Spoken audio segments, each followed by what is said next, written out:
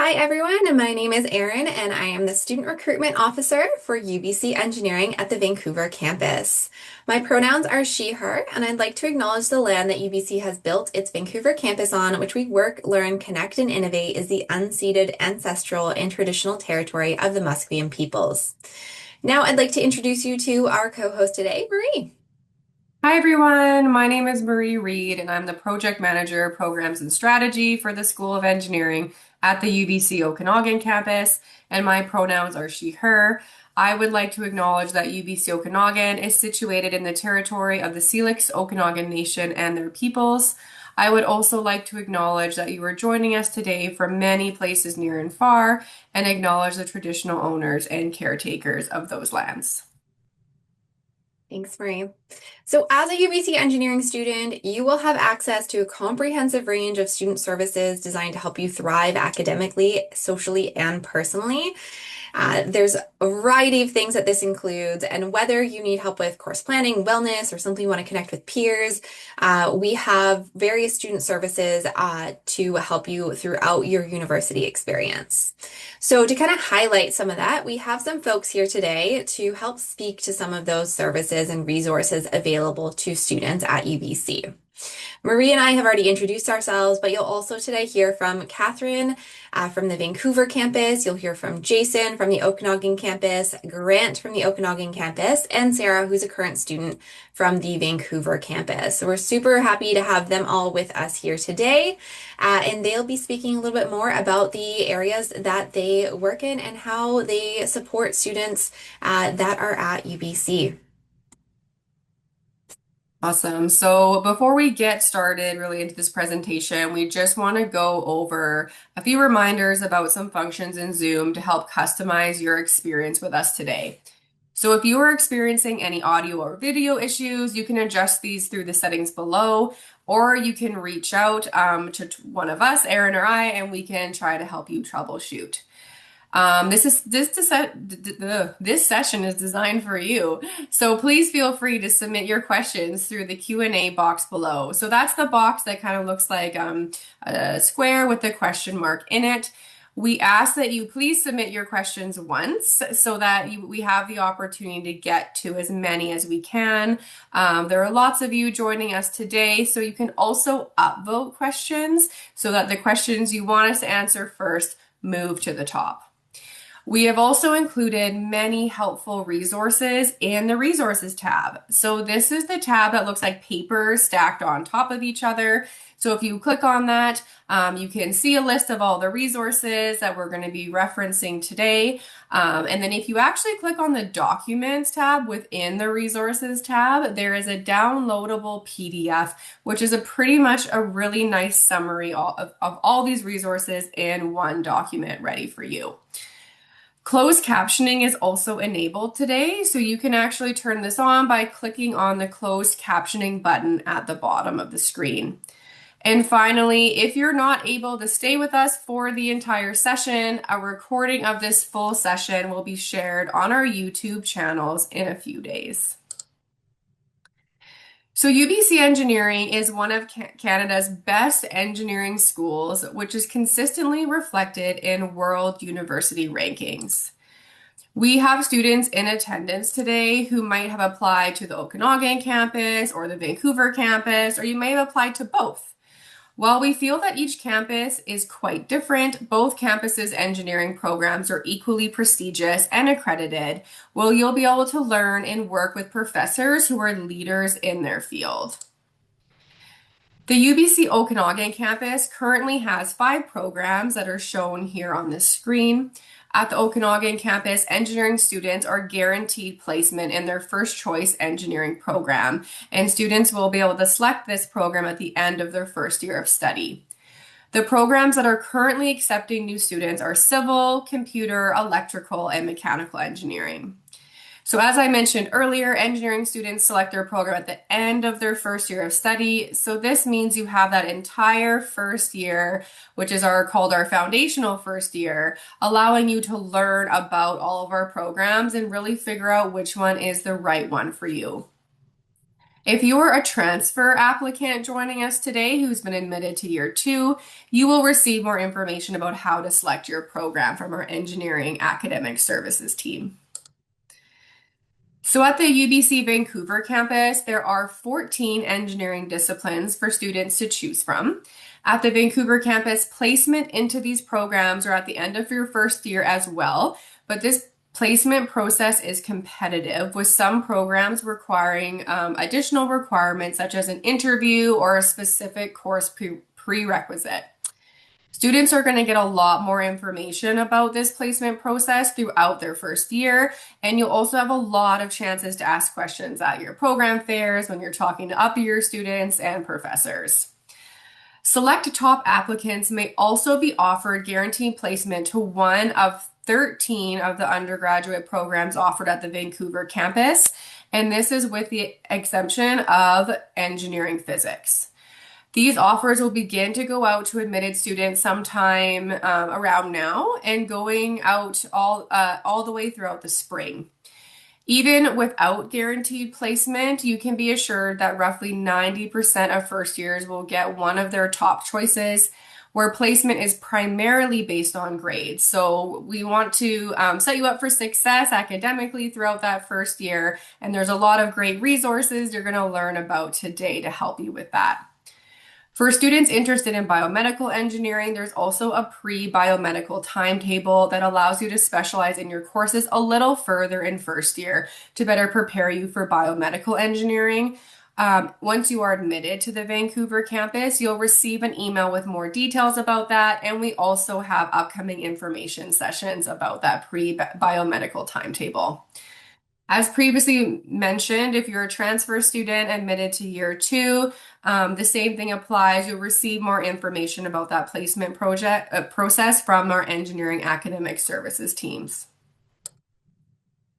So one of the best things about pursuing a Bachelor of Applied Science at UBC is the ability to customize your degree.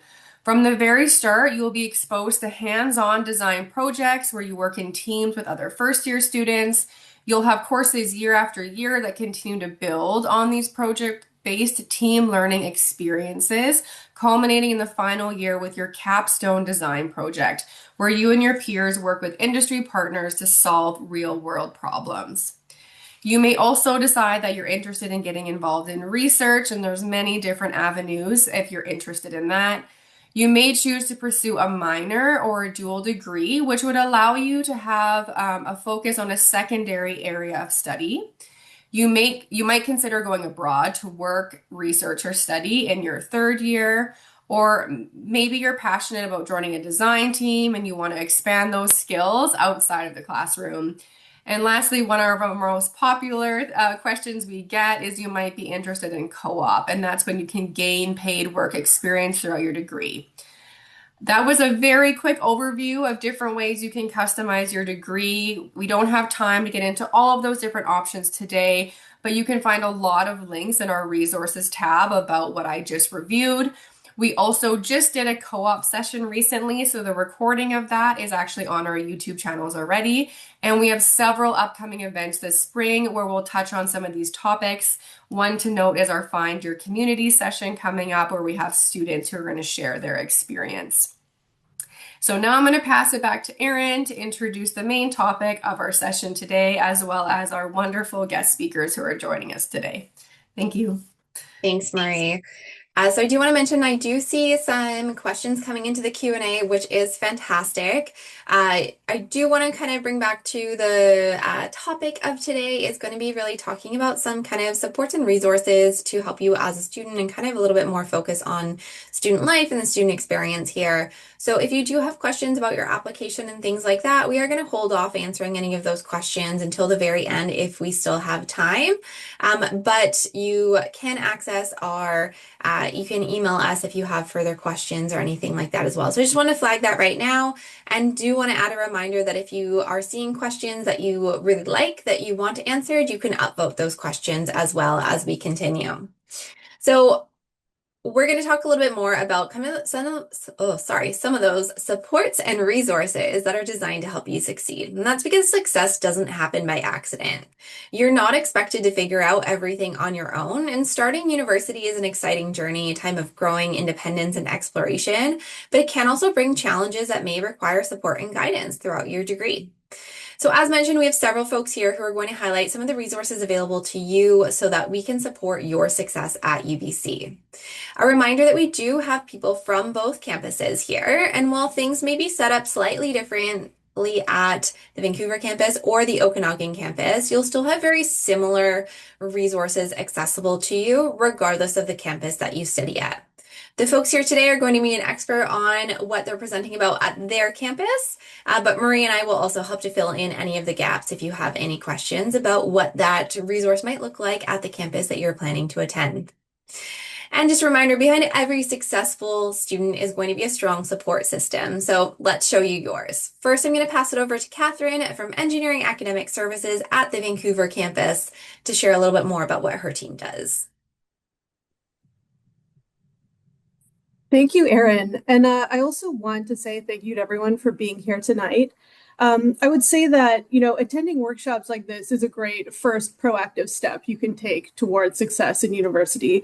I would say that engaging with the UBC community, taking advantage of UBC resources, those are all really key ingredients in your academic success. So pat on the back and keep up the good work. So we know transitioning from high school into university is a really big step, but we do want to reassure you that there is a whole network of student services and of caring professionals that are here to support you through that transition and also help you find resources so you can really get the most out of your degree. Just learning how to click the slide. Actually not noticing anything's happening when I'm clicking. You should see it now. I'm afraid not. Oh, okay. Let me unshare and reshare, but I'll head to the next slide for you. Oh, I see it now. Yep, we're good. Okay, so this is a fun animation, hopefully fun, I made of my team. And so you can see a little bit who are going to be the academic advisors supporting you if you find yourself on UBC's Vancouver campus. And so to say more about what an academic advisor is, I mean, you can think of us as sort of your first point of contact for questions about UBC engineering, about academics in specific, but UBC in general. We're experts on things like how to register for courses, what are your degree requirements, but we also make referrals to other campus services. So if you're finding that you have a need and it's a little overwhelming to figure out which office to go to talk to about your specific question, you can start with academic advising. And what we can do is get you connected with the right office to meet your needs in that moment. And as you can see, we're friendly people, big smiles. And so I hope that you'll come and see us when you find yourself on campus. I'm also going to talk a bit about ways that we're going to actually be connecting with you over the summer. So clicking this slide. There we go. Okay, so next time you'll hear from our teams is most likely in May and June when we're going to be sending out emails with registration instructions. So do make sure that your contact information is up to date and that you're carefully reading emails from UBC because that's how we're going to set you up for success with registration. We're also going to be offering a series of summer engagement events and registration workshops. I'm going to go deeper into the other things on the slide. So let me just switch it over. So things that you can focus on over the summer. So now we're kind of in this section where I'm giving you advice or tips about how to be successful. So we're going to give you access to some self-paced online orientation courses over the summer. And so the goal of these are to learn more about the school, but also get to know Canvas, because this is going to be a platform where a lot of your courses are going to be sharing important course materials. It's where you're also going to find your assignments. And so getting to know Canvas is another part of the experience of following along with these courses.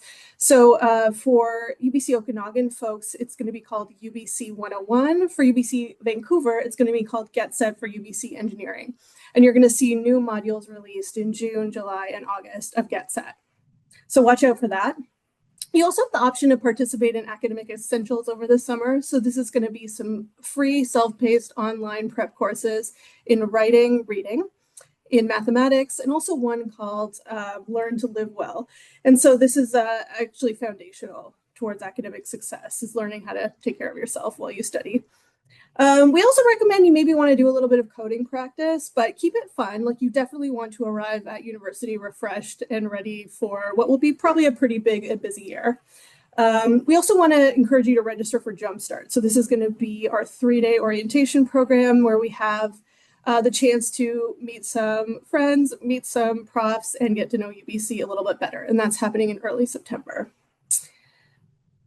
Yeah, I'll share that in the first week of class, we strongly encourage you to attend our Spirit event, which replaces the first day of classes. So at UBC Vancouver, this is Imagine UBC. At UBC Okanagan, it's Create.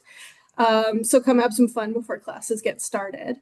Some things you want to do is really get to know your course syllabus. So this is going to be your instructor's plan for the term. This is where you're going to learn about what your instructor expects you to work on week over week. You also want to get to know your course's canvas. Like I said, this is where all the important stuff lives. And if you haven't been using a calendar until now, first year university is the time to start. It's an essential ingredient in success. And then finally, like throughout the term, you want to really learn how to start project managing your own learning. So you're observing what you're learning. You are finding and noticing gaps and going after them proactively by, for example, attending instructor office hours to get your questions answered when something isn't clear. You also want to take advantage of the academic resources we have on campus and really enter a mindset where grades are feedback. You want to be making adjustments all the time. And so a little bit more about the resources that you have. I've put a few really useful ones on the screen. The red band is UBC Vancouver resources. The pale gray is UBC Okanagan. And then common to both campuses is the dark gray. So these are, maybe even take a photo of the screen because these are things you're going to want to know about later. Yeah, and so that's it for me. I'd say that this is how you can reach out to my office if you have questions. The point that you want to start reaching out to your academic advisor is after you've accepted your offer of admission. I would say before that, we have Erin and Marie available to answer any of your questions. But if there's something that I can help with, please don't hesitate. And thanks so much for your time. Thanks so much, Catherine. So Catherine's going to stick around. We're going to do a bigger Q&A at the end, except for this next guest. If you do have any questions for Jason, who is here from the Disability Resource Center at the Okanagan campus, he does need to leave early today. So if you have any questions, please post them in the Q&A, and we'll take a couple minutes once Jason is done speaking to address any questions that you may have. So please do make sure that you're thinking of those and put them in because Jason does need to leave a little bit early. So with that, I will welcome Jason to present to you all. Thanks, Erin. Hi, everyone. So my name is Jason Taylor. I'm an accessibility advisor at the Disability Resource Center. I think it's important to say, I was resistant when I started this job, but I think it's important to say that I identify as a person with a disability and as someone who is disabled. And so I'm going to tell you a little bit about the resources on both campuses and the university's approach to students with disabilities. So I'll just start by saying disability is a broad term. It covers both visible and invisible disabilities. It also covers chronic health conditions. So it's a wide range of chronic health conditions, permanent disabilities that have a functional impact on your ability to fully participate in academic life. I don't know the stats for the Vancouver campus, but on the Okanagan campus, disabled students make up about 12% of the student population. And you know, it's you're seeing on the screen a collection of different kinds of diagnoses that are supported. And this is not an exhaustive list at all. So it's a good place to start. In general, if you're looking for more specific information about who is supported, that's delineated through policy LR7. Again, chronic health conditions, permanent disability. Policy LR7 applies to both campuses, but there are different offices on each campus that addresses policy LR7. So on the Vancouver campus, the Center for Accessibility is the office which would support you. And on the Okanagan campus, it is the Disability Resource Center. Both offices have roughly the same structure. They have, slightly different approaches given the student populations are different and given the programs are different. And there's enough differences that make a difference that they're not exactly the same, but they have some distinct similarities as well. So one of the differences that makes a difference is they have different registration processes. The Center for Accessibility uses a stepped model. So the Vancouver campus uses a stepped model. Not all supports require registration. At the Disability Resource Center, more of those supports require registration with the office. Importantly, neither offices support temporary injuries or illnesses. So if you get a cold, as I am getting over right now, or if you go to Whistler and break your collarbone skiing, don't do that, but also go skiing at Whistler. It's great. But if you experience a temporary injury like a fractured bone, that's the purview of your faculty to support. So the Center for Accessibility and the Disability Resource Center don't have enough resources to support temporary injuries. Approach your faculty about those. The single most important thing that you can know about accessing the Center for Accessibility or the Disability Resource Center is to connect early. It can sometimes take 4 to 6 weeks to process your request to register if you need things like academic accommodations for exams, if you need accommodations for classroom supports.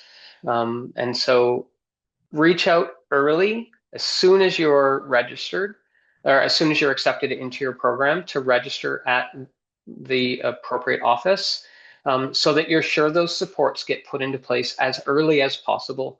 What you want to avoid is getting into the program, and it's good to try to get into the program, try to do the program without supports, but it's also good to ask for help when you know you might need it. And it's better to ask for help and then not have to access it than to not ask for help, need that help, and have to wait 4 weeks to get it. So given the timelines and given the sort of onus that it puts on the office to try to support you, connect early. That's the single most important thing that I think you can take away from this meeting. And if you're not sure if you qualify, what I recommend doing is just reaching out to the general information emails. So I actually don't have memorized the email for the Center for Accessibility. I think it's info.accessibility@ubc.ca, but you can find it on their website. But for the Disability Resource Center on the Okanagan campus, it's drc.questions@ubc.ca. So if you're not sure if you would qualify for supports, please reach out, go to drop-in. There are advisors who can talk to you about what that registration process will look like and whether or not you would qualify.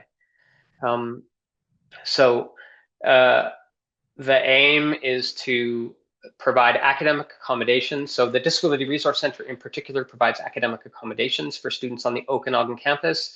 We support both graduate and undergraduate students at all stages of your degree. The team consists of accessibility advisors like myself. There's an admin team, there's an exam team, and there are a series of invigilators and accessibility assistants. And we work with all particular components. So if you might need some supports with co-op, that's something that, at least on the Okanagan campus, I liaise with the co-op office for that. If you need supports in your classroom, we liaise on there. If you need, so reach out early, reach out often, get connected with the office as soon as you can. Thank you. Perfect. Thanks so much, Jason. So just looking to see if any questions have been submitted while you were speaking, and I don't see any yet. I can stay for Jason, another 15 minutes, so I'll stay okay. for those 15 minutes, but then I do have to go. Perfect. So for those of you that are asking questions in the Q&A, Marie and I have been responding to some of them by typing the responses. So you will be able to see the responses to your questions by looking at those answered questions. And likewise, Jason can reply to any by typing an answer.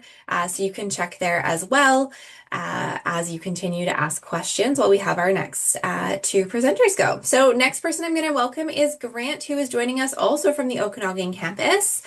So welcome, Grant. Thank you. Thank you, Marie and Aaron, for having me, and thank you to our attendees for joining tonight. My name is Grant Toper, and my pronouns are he, his, and I manage the professional development and experiential learning programming at the UBC Okanagan campus. That said, it's important to note that there are professional development programming options and supports on both campuses, offering many of the same services, just in ensuring student success and really ensuring that students get an opportunity to provide additional training and experience besides the important technical competencies. Think of professional development as sort of the icing on the technical brilliance cake, if you will. That's kind of the work that I look after. So I'm gonna go through a few of the topics that we cover, and then hopefully that'll get you excited and know that you've got some amazing opportunities coming your way very shortly. And then if there's any questions, we can take care of those as well.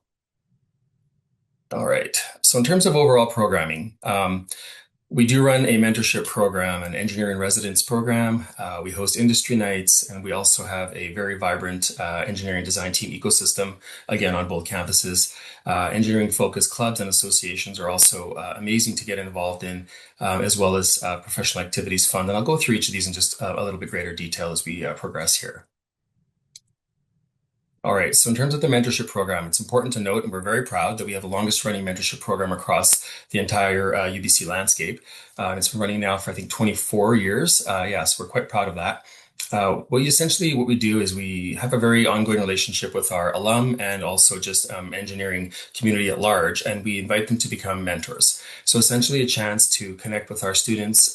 We like to form a triad where we have an industry partner, and then we have a senior and a junior student, usually defined as junior being year 1, 2, and senior being year 3, 4, depending on the program, as well as, of course, master's and PhD students who are also welcome to the program, or grad students. And then what we do is we provide some training for both sides of the equation, ensuring that our participants really feel like they're getting value out of their time invested.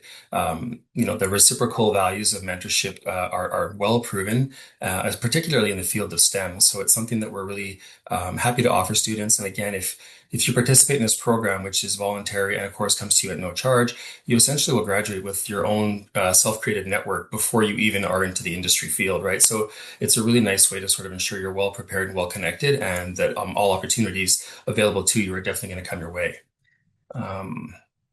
Now, the engineer residence program is something that's offered on the Okanagan campus, essentially designed to bring in some partner engineers into the campus, where we have a scope and sequence of topics that students are able to explore at their leisure, as well as the bios of the different engineers that we are very lucky to host. So you try to find someone that you are interested in their field, or you think you're going to connect with at some other level, and then have a chance in a really safe environment to talk about some of the really more nuanced things about the profession, right? Things that often you would love to ask or discuss at, say, a job interview or a career interview, but it's not really the time or place. Think of the engineering residence program is that sort of proverbial sort of sandbox where you can ask questions, receive feedback, guidance, and wisdom from practicing engineers when the stakes are really low, right? So they're there for you, they're there to support you, to help you succeed, and it's just a really brilliant offering, and students are very, very happy with attending every time they do. Moving into our industry nights. Okay. We essentially have 2 nights that we offer during the year where we bring in our industry partners. And these nights are inclusive of our co-op program as well as our undergrads and grad students. So if you could imagine what you see in front of you there is just a quick snapshot of part of our atrium. There's actually a second floor above it as well that's just as busy with productive networking and sort of relationship building that's going on. And these nights are well publicized to students. We would tell you which companies are attending, so you can do your research ahead of time and then sort of arrive really, really eager to connect and also to learn from your colleagues around sort of what's working, excuse me, what conversation topics you'd like to explore deeper around industry trends, current hiring trends, or what industry is really looking for when they're looking to connect with students as well, right? So it's a really good opportunity, again, to build that network out. Then we also want to talk to you about our design team. So this is probably a very, very exciting topic for me, so I'll try and keep it brief. But if you can imagine the chance to design and build your own underwater AUV, which is what we have here in front of us, a rocket, a drone, an electric-powered Formula Standard race car, these are the kind of activities that our design teams embark upon on a daily, weekly, and yearly basis. So it's an incredibly beneficial opportunity. Very, very exciting. Each of these teams does an active recruitment phase every year, so you'll be well informed of your options. Of course, the one thing I will say, and you've heard different people mention in different ways, your email is a critical piece of information highway that you cannot neglect. And I think sometimes I just need to mention that early on. Students check, and check again, because your opportunities are going to come to you fast and furious often, especially in that first few weeks of school. There's lots of things going on, but start really becoming trained at looking at that daily so you don't miss anything. But what else I want to say is these teams, after they design prototype, they often travel and compete both at local, national, and international levels. So the chance to go with your peers and sort of test out something that you have spent months designing, reiterating, and validating in a community of like-minded individuals, all sort of learning from each other and celebrating each other's successes. That's exactly what the engineer design team ecosystem is all about. It's a fantastic opportunity. So I encourage you all to really get involved early on as well. And then I want to talk about our professional activities fund. So the professional activities fund does exist on both campuses, and it's essentially a dedicated funding pipeline particular to the applied science students. So undergrad as well, only there's a restriction there because that's the fund generators. The point is you're able to access and apply for funding to attend conferences of topics of interest along with your studies. You're also able to use the PAF fund to sort of host events, which is a common thing that our students like to do for either creating seminars on emerging technologies or potentially interacting with industry in panelist capacity, or just celebrating some of your innovative pieces. And you can have an event to sort of bring people together around that. The other part of professional activities funding is that it's a huge contributor to the success of our design teams. So what you have in front of us there is the Okanagan Aerospace team with one of their competition helicopters. So the PAF, or Professional Activities Fund, is the main catalyst funder that would send these students to travel abroad to celebrate this device and then test it against other universities, again, like I mentioned, from Canada and the world, to see just how they place, how they stack up, and what they can do different, better, and again, making connections that often last into the industry stages of most people's careers. These foundational relationships come early, and the EDT ecosystem is a great sort of facilitator to get that started for you. And I think, well, that was it for me. Thank you so much, and I look forward to your questions, and welcome to the UBC ecosystem and learning process. Perfect. Thanks so much, Grant. So our last speaker that I'd like to welcome today is a current engineering student studying at the Vancouver campus, is Sarah, and she's going to share a little bit more about some of the amazing ways that our current students are supporting other students, especially first-year students. So you've heard from staff so far, but I'm going to welcome Sarah to speak specifically about kind of that student piece. Absolutely. Thank you, Erin, so much for giving me the opportunity. I always love talking about what we're able to do and the opportunities that there are to get involved with student clubs. So, just a bit of an introduction. Hi, everyone. My name is Sarah. I'm a second-year integrated engineering student at UBC Vancouver. I was first-year president in my first year, so 2024 to 2025, and now I'm the VP External. So, as VP External, I do a lot of fun things. I run our career fair. I help with professional development, design team relations, as well as our UBC engineering competition. So now you might ask, what is the Engineering Undergraduate Society? And it's a great question. So the Engineering Undergraduate Society, or as we like to call it, the EUS, represents every single engineering student at UBC. So you're automatically part of the EUS once you start school. It's 100% student ran, with 8 execs at the top, and we host a lot of events and we provide a lot of services that I'd love to kind of go into. So in regards to our events, we have our orientation week during first week. It's called E0 because it's E to the power of 0. I don't know, it happens. We host games night with upper years. We have design team showcases, chariot racing. We talk a little about UBC engineering history.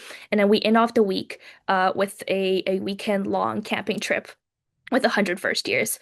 It's There's a lot of opportunities here. We host an average of 2.5 events a day during that first 2 weeks. So no matter what you like, there's definitely going to be something that interests you. We also do engineering week later on in second semester, UBC engineering competition, as well as a lot of networking and industry nights.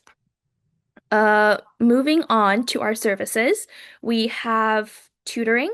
This is kind of one of our main services that a lot of students utilize. It's very helpful. We have upper year tutors kind of tutor everyone.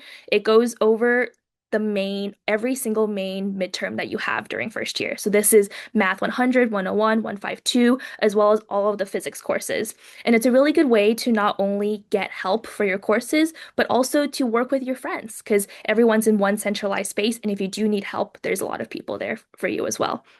And as well, in February, we host the largest engineering career fair in Canada. This year, we had around 75 companies come. So there's a lot of professional development opportunities there. And we also offer subsidized food at our campus building. I think that's it for me, but I'm always happy to answer any questions about the first year experience or how to get involved with student clubs. Thank you so much.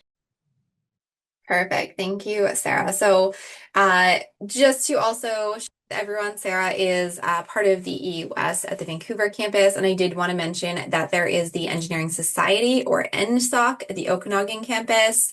Again, they're not exactly the same, but a lot of things will be set up fairly similarly for students to experience. We just have different names on both campuses, which makes it even more fun when we have a program that runs across both campuses to try and share with you all. But hopefully that has made sense for everyone so far and that you have a little bit of an idea. I know this is tons of information. I'm learning lots today too, and I do these sorts of sessions all the time. So huge thank you to all of our presenters that are here this evening with us. Thank you for teaching me and hopefully sharing some new information with these students in attendance as well.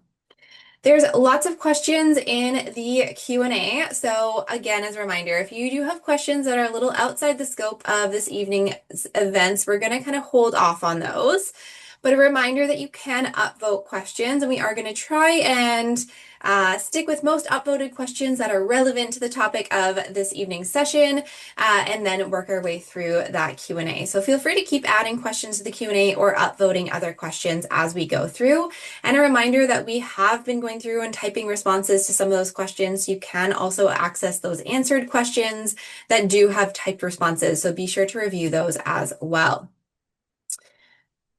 So in terms of, there are a few questions about comparing campuses, and so we will kind of address some of those as well.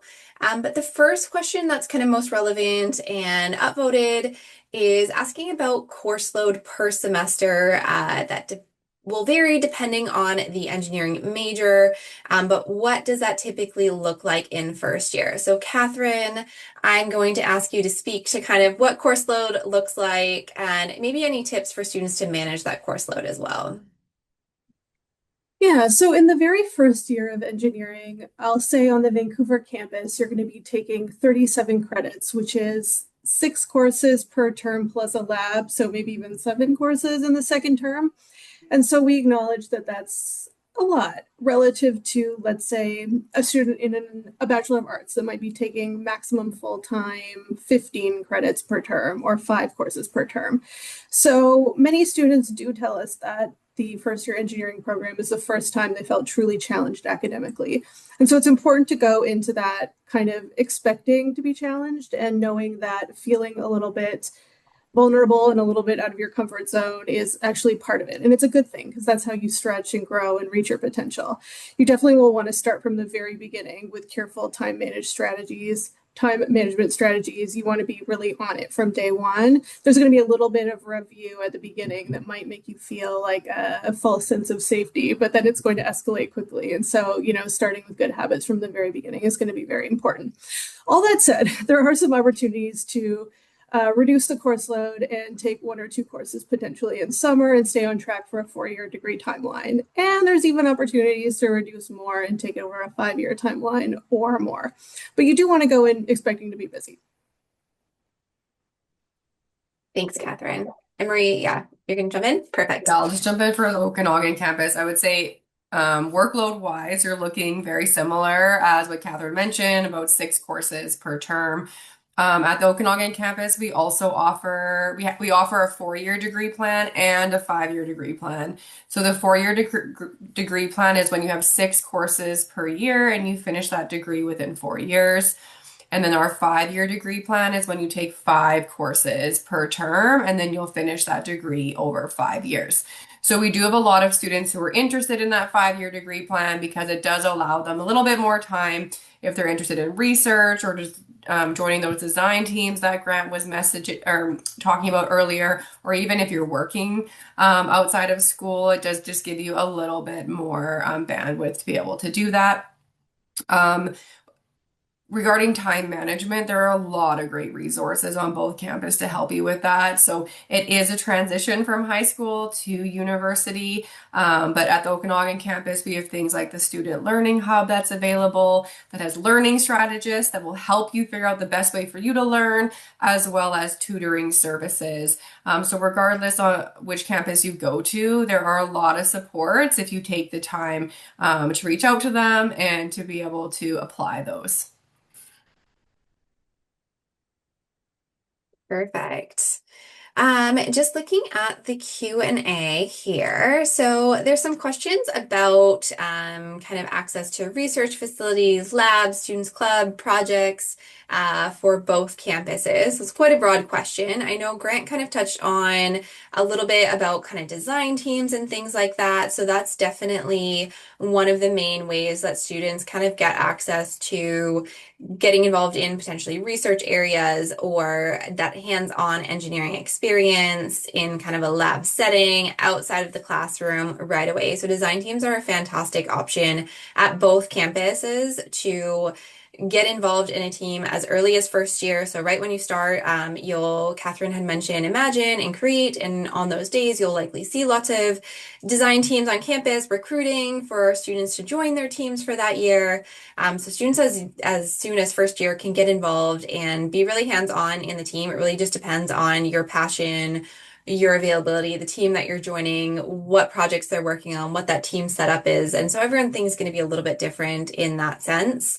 Grant also mentioned that we have kind of engineering affiliated groups with engineering at both campuses as well. So things like there's IEEE, I think it is, for electrical engineering students. But there's a variety of other kind of professional organizations that you can essentially get involved in as a student. So that's just one example. And then in terms of additional research facilities, you can get involved in research in a more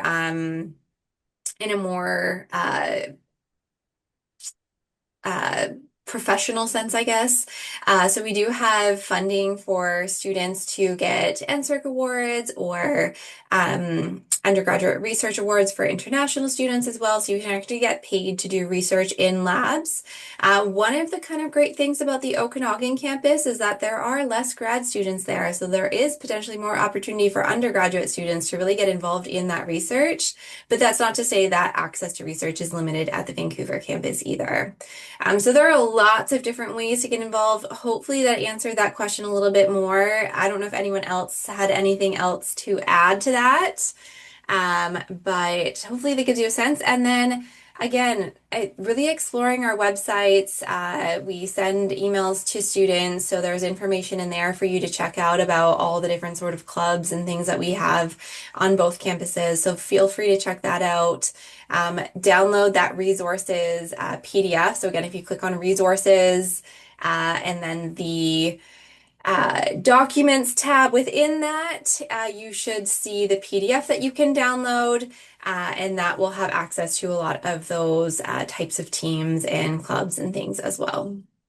Erin, I just want to chime in with one additional piece. You explained that beautifully. Thank you. The other thing is students and families be aware that you might have a particular interest that you wanted to pursue. And if I would be hard pressed to find that you wouldn't have an outlet for that interest, but let's say that you don't, that it's just that niche.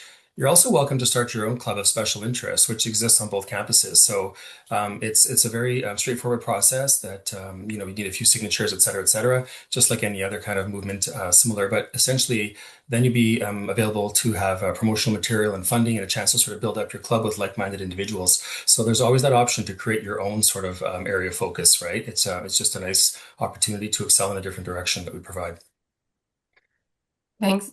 Thanks, Grant. I was also wondering if you could take a minute to maybe paint a little bit of a picture of the design team space at the Okanagan campus, which Vancouver Yeah. also has a design team space, and how they can interact with our labs to be able to create all the amazing things that they do for competitions.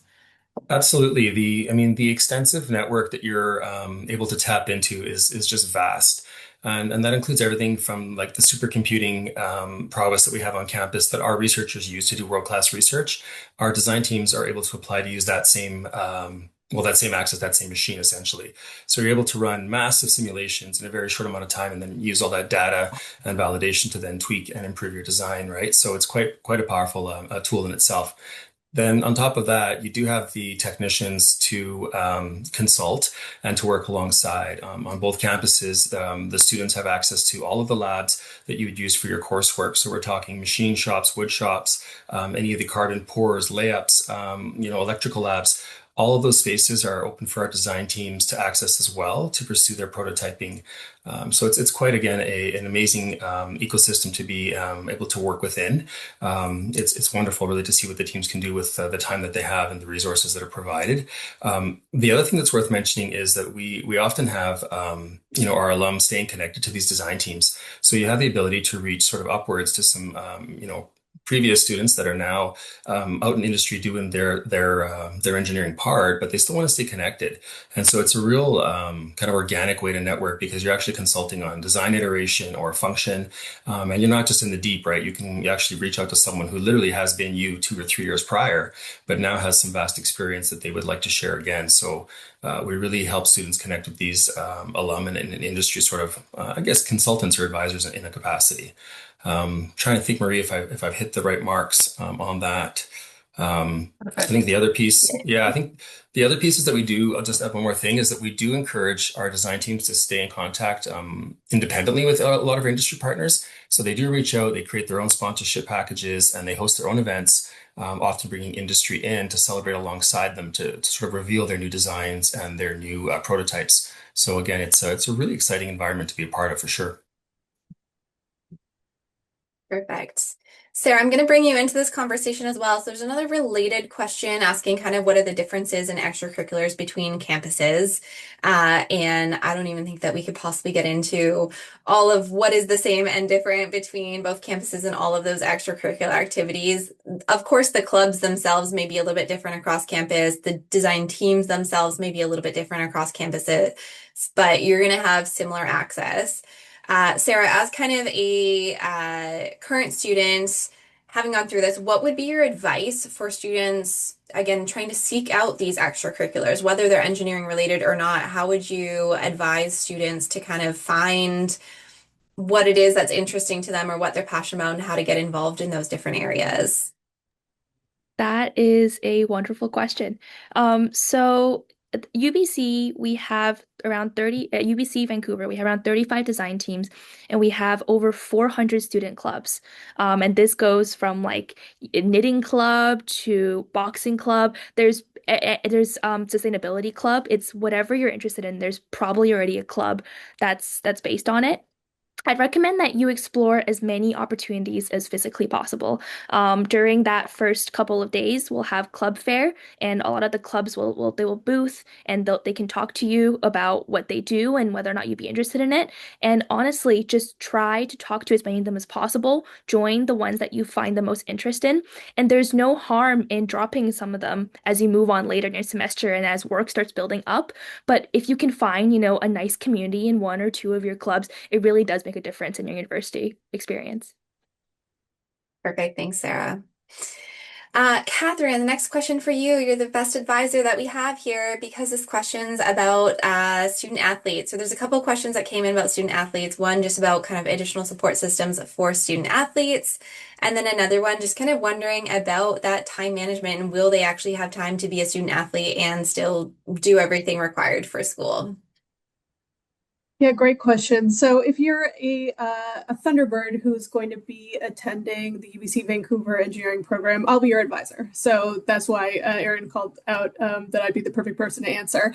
And so yes, definitely there's extra supports for varsity athletes, 100%. For example, there's quite a robust orientation over the summer that happens online, self-paced, but well, actually there's a little bit of a timeline to it. But point is you're going to walk in with a lot of information and be really prepared for what you're walking into. I would say we also have embedded counselors for the student athletes, as well as some, I guess it's called a varsity team academic coach that also can help you with things like how to set up your study schedule and really train you on the academic skills that are going to be required to manage an athletic commitment alongside a demanding academic program. Oh,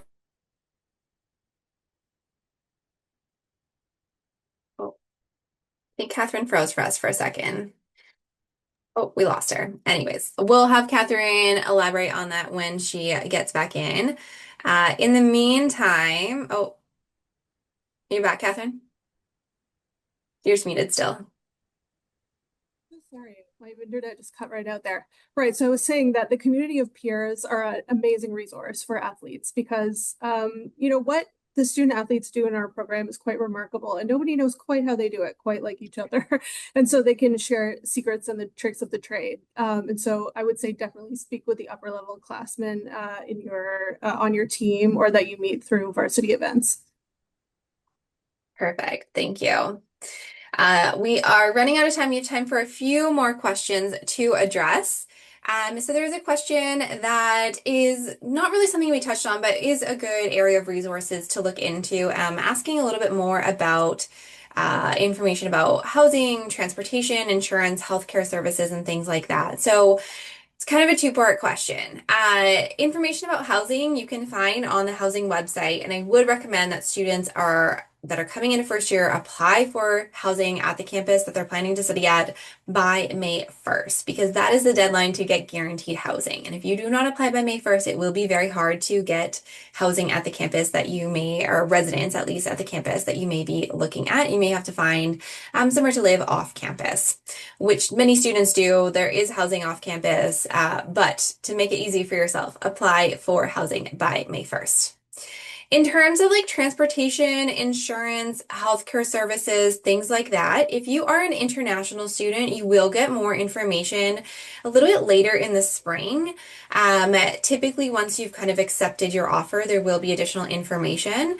And then Catherine also mentioned, I think you mentioned Jumpstart. Did you mention Jumpstart? Yes. Okay, perfect. I'm like, am I making this up? Perfect. So Jumpstart is a week-long program before classes even start, and that is a great opportunity for students to come and find out a little bit more about all of these things before you get into classes and things like that. So you can learn how to kind of navigate all of the things here outside of the classroom. So those are some great kind of resources in the meantime. We do have a really great website for international students that does cover information like health insurance, healthcare services for international students, things like that. So check that out and you will get lots of information and links to that as well. We also have an international student session coming up in March for students. So keep an eye on your email for an invite to that if you are an international student. And then finally, I just wanted to mention transportation. And so transportation at UBC, you have what's called a U-Pass, which gives you access to transit in Vancouver at least. Is there one at the Okanagan campus as well, Marie? Yes, right? Perfect. So you'll have access to transit at whatever campus you're studying at the Okanagan campus or the Vancouver campus. both campuses you could drive to. If you're living somewhere off campus, you will have to pay for parking at campus, so that can get pricey pretty quickly. Most students can get by relying on transportation or on transit, sorry, because our transit systems are pretty good and pretty easy to get to into like downtown Vancouver, for example, or throughout Vancouver. There's a few different options as well, like if you are going to ski in Whistler, like Jason recommended, and you're leaving from the Vancouver campus, transit will not take you all the way to Whistler, but there are a lot of like shuttle services and things like that that you could access as well. So lots of different opportunities for that. So great question on some of those resources that we didn't really touch on today.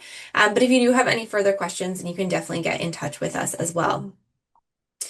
Um, Erin, I noticed there's a question here about food, so I thought maybe I'd just speak a little bit to the Okanagan campus, and then mhm. maybe I could pass over to Sarah quick to talk about her experience on the Vancouver campus with the food there. And I'm just going to say that there's great food in Vancouver and Kelowna. I mean, both of these cities have amazing offerings. The campuses are both different, so how you are going to explore different food options is different. At the Okanagan campus, if you decide to go and live in residence in your first year, which many students do, you will have you will go to the Pritchard Dining Hall. So you're going to get a dining pass. And it's great because once you're in there, you get unlimited food for all the time you're in that dining hall. So we find many students will sit and study in there and browse on all the great different selections that they have. But outside, oh, and within a dining hall, there's so many different things for dietary restrictions, if you have any allergies. So they're really making this an accessible dining space for you in first year.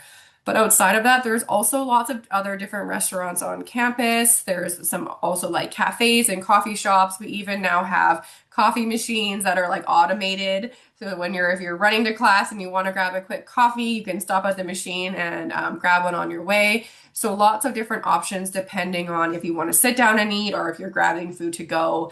And then if you want to leave campus, for Kelowna, it's only about a 20-minute to 30-minute bus ride to get downtown and faster if you're in your own car. So you're able to go explore all different types of dining opportunities throughout Kelowna as well. So lots of great opportunities depending on your interests and how much you want to explore while you're at university.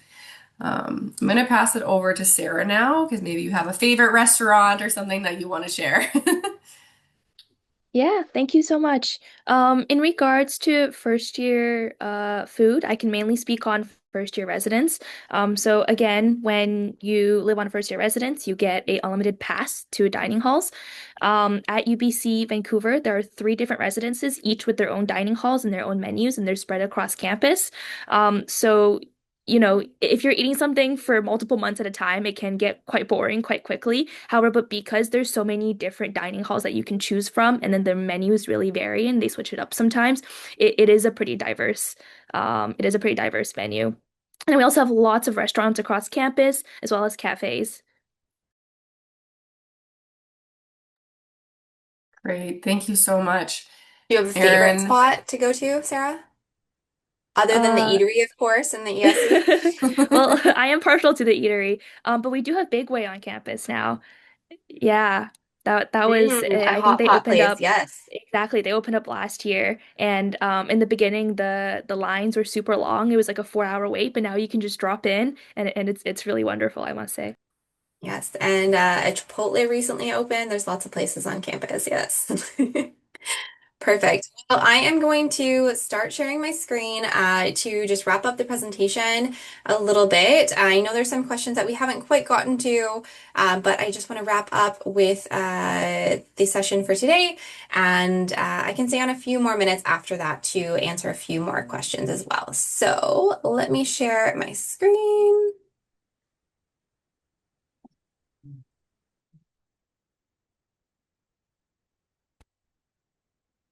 All right, so after today, there's still lots of ways to stay connected with us for both campuses. So there's a couple pieces that I want to mention. One of the great ways to connect with, and I saw that there's a lot of questions about kind of design teams and extracurriculars and things like that today. So one of the best resources is to hear from current students about that. So we have our ambassador program where you can chat with current UBC students from either the Vancouver or Okanagan campus. You can look at their kind of bio that they've provided to see what teams or extracurriculars they've been involved in. And you can reach out to them based on that. You just create an account and then you can chat with as many of the ambassadors as you'd like to so that you can learn more about the student experience.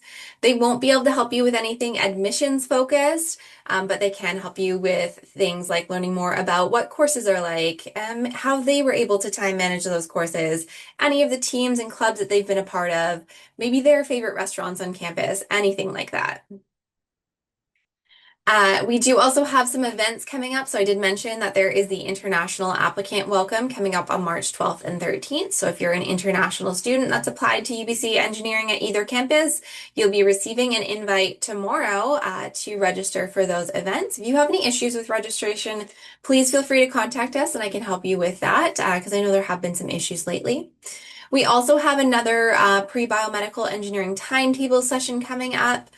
I find your community session where we're really going to dive into those different ways to get involved at your campus. So having design team members speak, having a few different people who can really speak to that student experience join us there. And then we have at the end of March an Ask Me Anything session. So if you have like random questions or you want to know more about the application process or anything else you have questions about, that's really a time for you to join us and just ask your questions. And that's really all that that session is. So lots of events coming up. Keep an eye on your email for those invites to those events. And you can also find them all on the yu.ubc.ca site or engineering.ubc.ca/events.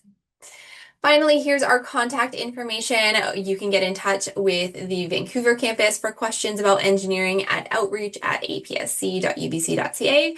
Or if you have questions specific to engineering at the Okanagan campus, you can get in touch with engineering.okanagan@ubc.ca. So huge thank you to all of our guests that were here today.